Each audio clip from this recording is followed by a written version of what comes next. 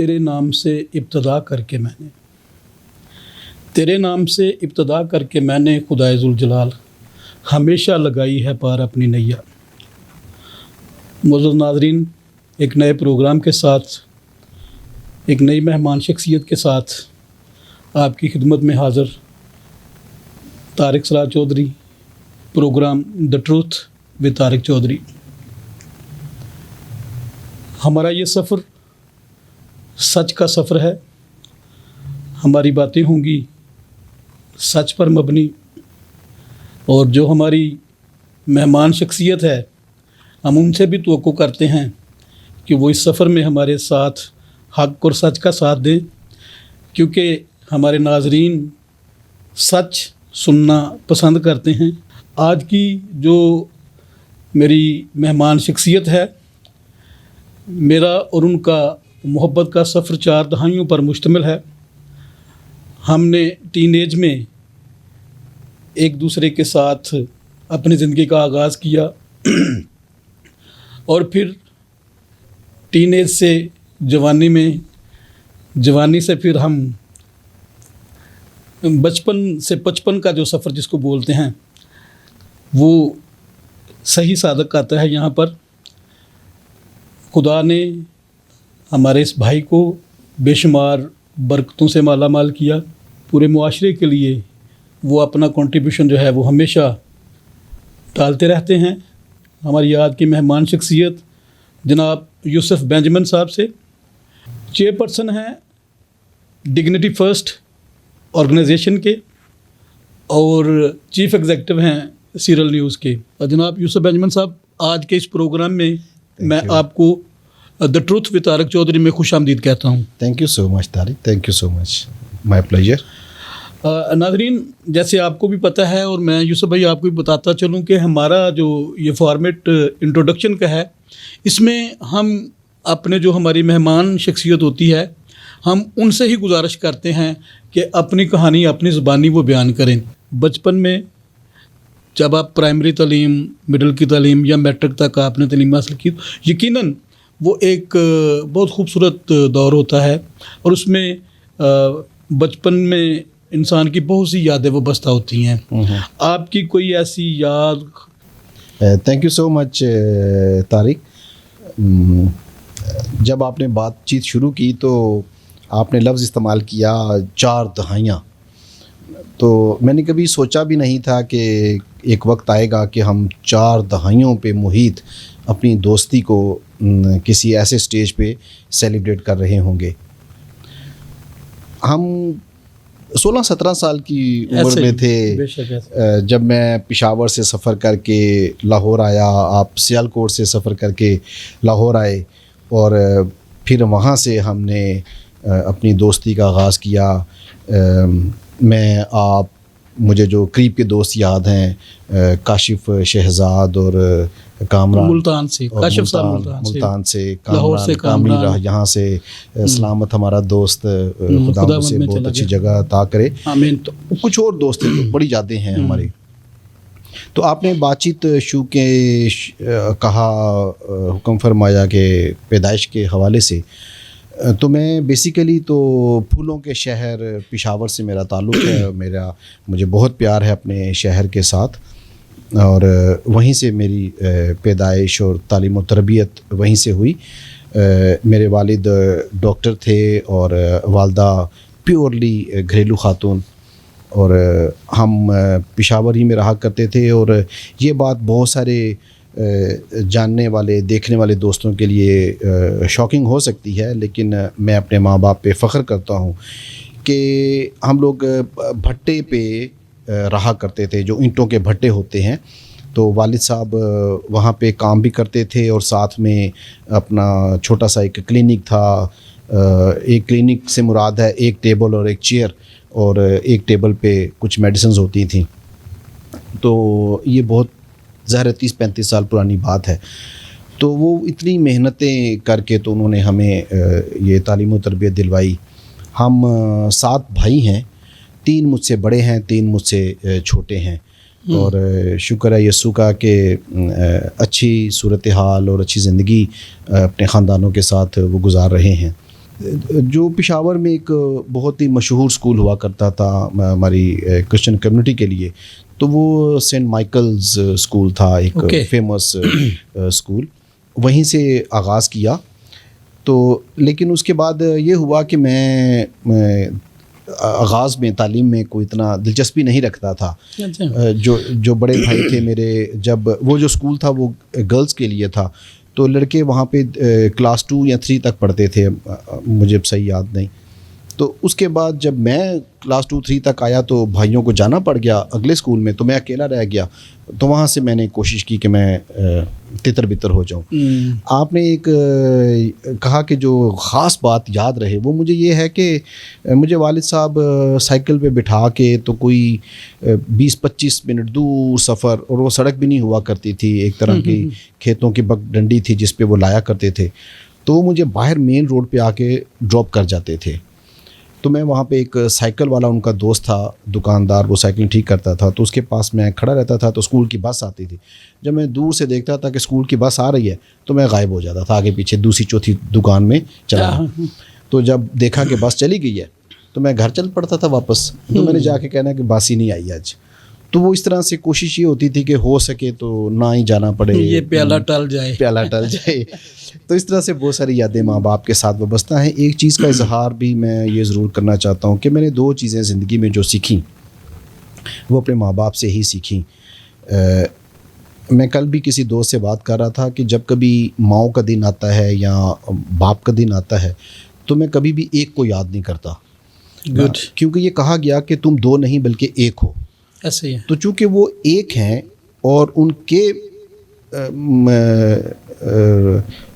ملاپ سے ہم وجود رکھتے ہیں، تو پھر میں یہ سمجھتا ہوں کہ چونکہ ہم ایک شخصیت رکھتے ہیں اور وہ 2 تھے، تو وہ دراصل وہی ہم ایک، ہمارا وجود ہمارے ایک ہونے کی وجہ سے. ہاں جی، تو ہم 2 کا وجود ہیں. ایسے ہی. تو میں دونوں کو جب یاد کرتا ہوں تو میں نے ان سے کہا تھا کہ دوست سے بھی کہا کہ بھی جو جفا کشی ہے، تسلسل اپنی محنت پہ رکھنا، وہ میں نے اپنے والد صاحب سے سیکھا. اور حالات کو سہنا، برداشت کرنا اور ایک امید کی طرف دیکھنا، وہ میں نے اپنی والدہ سے سیکھا. بہت اعلیٰ، بہت اعلیٰ. یہ 2 باتیں جو ہے نا، وہ میرا خیال ہے، میں یہ سمجھتا ہوں، دوستوں کا معلوم نہیں، کہ میری زندگی میں مسلسل کوشش کرتے رہنا، پازیٹیو رہنا، رکاوٹوں کو ہٹا کے آگے بڑھنا. جیسے وہ کہتے ہیں نا کہ لوگ اگر آپ کو پتھر بھی مارتے ہیں تو آپ انہیں پتھروں کو اٹھا کے تو اپنے لیے بلندی کی مقام اپنے لیے بناتے جاتے ہیں. تو یہ ایک صورتحال رہی. سو میری ابتدائی تعلیم سینٹ مائیکلز اسکول پشاور سے، اس کے بعد سینٹ جونز اسکول ہے پشاور میں، کوہاٹی گیٹ کا ایک علاقہ ہے. آپ جانتے ہیں کہ شہر کو گیٹوں سے رکھا جاتا تھا پرانے زمانے میں، تو کوہاٹی گیٹ کے نام سے وہ علاقہ مشہور ہے. وہیں پہ سینٹ جونز کے نام سے اسکول ہے. پشاور میں رہنے کے باوجود ہمارے والدین نے ہمیں ہاسٹل میں داخل کروایا. اچھا. ہاں. جو کہ پرمیشن نہیں ملتی تھی، لیکن بس والد صاحب نے جو بھی کیا محنت کر کے تو انہوں نے ہمیں وہیں پہ. تو مطلب آپ پرائمری سے 5ویں 6ٹھی سے آپ ہاسٹل میں؟ جی نہیں، کلاس 3 سے. اچھا. کلاس 3 سے کلاس 10 تک میں نے ہاسٹل لائف گزاری ہے. میں اکثر دوستوں سے کہا کرتا ہوں کہ میں نے اپنے گھر میں تو ٹائم گزارا ہی نہیں تھا. یہ تو اب آ کر تو 8-10 سال ہو گئے کہہ لے، یا اس سے کچھ زیادہ عرصہ. صحیح ہے. جب گھر نصیب ہوا ورنہ 8-9 سال 11 سال میں نے اسی طرح گزارے اپنے ہاسٹل لائف میں، اور وہاں سے میں نے میٹرک کی تعلیم حاصل کی. یہاں پہ ایک اور شخصیت کا میں ذکر کرنا چاہتا ہوں جن کا میری زندگی میں بڑا اثر ہے. ایک تو میں نے کہا کہ میرے ماں باپ، بے شک وہ 2 نہیں ایک ہیں. دوسرا ہمارے پرنسپل ہوا کرتے تھے ڈینیل جوزف، سینٹ جونز میں ویانی ہائی اسکول کے. ٹھیک ہے. تو ان کی جو طور طریقہ تھا، چیزوں کو دیکھنا، نوجوانوں کو آگے بڑھانا، کمیونٹی کے لیے کام کرنا، یا ان کی روز کی جو ترتیب تھی کام کی، اس چیزوں نے اور بڑی چیزوں نے انہوں نے بہت اثر کیا. یہ دوسری شخصیت ہے میری زندگی کے دوران. پیرنٹس کے بعد یہ سر ڈینیل جوزف صاحب، ان کا بڑا اثر رہا. میں ابھی بھی فیل کرتا ہوں کہ ان کی بہت ساری چیزیں سکھائی ہوئی، ان کی تربیت کا اثر جو ہے وہ آپ کی ذات پر بہت گہرا ہے۔ تو ہمارے ہاسٹل کے مارسٹ بردرز ہوا کرتے تھے، اوکے، یہ زیادہ تر راولپنڈی اسلام آباد ڈائسس میں ہیں، اور وہ مارسٹ بردرز سری لنکا سے آتے تھے۔ تو مارسٹ بردرز چاہا کرتے تھے کہ مقامی لڑکے وہ بردر بننے کی طرف آئیں اور وہ کام کریں، یعنی کہ یہ مشنری لائف کے لیے۔ ٹھیک ہے۔ تو میں نے محسوس کیا، تو میں نے اپنے آپ کو پیش کیا، تو میں نے کہا میں میٹرک کرنے کے بعد میں نے کہا کہ میں بلکہ میٹرک کے ہی دوران ہی میں نے ہلکا پھلکا جو ان کے ساتھ اٹھنا بیٹھنا شروع کر دیا۔ تو اس کے مجھے یاد پڑتا ہے بردر مارسلن شمپیاں ان کا نام تھا، تو ان کی طرز زندگی پہ وہ گزارتے تھے، لیکن میں نے چند مہینے گزارے تو مجھے بعد میں جا کے معلوم ہوا کہ بردرز جو ہیں وہ تو پاک الطار پہ اپنی خدمت کر ہی نہیں سکتے۔ ہاں، تو میری جو زیادہ محبت ہے وہ یسوع کے پاک دل کے ساتھ ہے، پاک یوخرست کے ساتھ ہے، تو میں تو یہ چاہتا تھا کہ میں پاک الطار کی خدمت کروں۔ تو میں نے پھر بردرز سے معذرت کی کہ میں نے کہا مجھے چونکہ معلوم نہیں تھا، تو اس لیے تو پھر میں 7 سپٹمبر 1989 وہ دن تھا کہ ہم لاہور چلے آئے، اور یہاں پہ سینٹ میریز سیمنری، آپ بھی مسکرائے ہیں کیونکہ وہ خیال اس در و دیوار کی طرف چلا جاتا ہے۔ تو وہیں سے پھر آپ کے ساتھ بھی ملاقات ہوئی، آپ کیپچن ہاؤس میں ہوا کرتے تھے اور ہم سینٹ میریز سیمنری میں تھے۔ یہاں پہ ایک تیسری شخصیت آتی ہے جنہوں نے میری زندگی میں اثر رکھا، اور میں آج صبح بھی میری ان سے کوشش ہو رہی تھی کہ بات چیت ہو جائے، وہ ہیں ریورنڈ فادر عنایت برنٹ۔ جی بالکل، وہ ہمارے ریکٹر بھی تھے، آپ کے ریکٹر بھی تھے۔ تو وہ تیسری شخصیت ہے جنہوں نے میری زندگی میں اثر کیا، اور وہ 8-9 سال جو ہم نے کاہنانہ زندگی کی تربیت کے لیے مائنر سیمنری لاہور اور کرائسٹ کنگ سیمنری کراچی میں فلسفی کی اور تھیولوجی کی، اس دوران فادر عنایت برنٹ رہے۔ میں ابھی بھی سمجھتا ہوں کہ میرے لکھنے پڑھنے میں، سماجی کاموں کے حوالے سے جو بات چیت ہے اس میں کرنے میں فادر عنایت برنٹ کا کافی رول ہے۔ میں تھوڑا سا آپ کو یہاں پہ توقف میں لے کے آؤں گا اور اپنے ناظرین کو بتانا چاہوں گا کہ ناظرین، جناب یوسف بینجمن صاحب اور میں، ہم نے 1 سال میں ہی اپنی جو کاہنانہ تربیت کے لیے ہم نے اپنی جو تعلیم گاہ تھی یا تربیت گاہ تھی وہاں پہ ہم داخل ہوئے، اور یہ 1989 کی بات ہے۔ لیکن جو چیز میں یہاں پر بتانا چاہتا ہوں، یوسف بینجمن صاحب کافی کثر نفسی سے کام لے رہے ہیں۔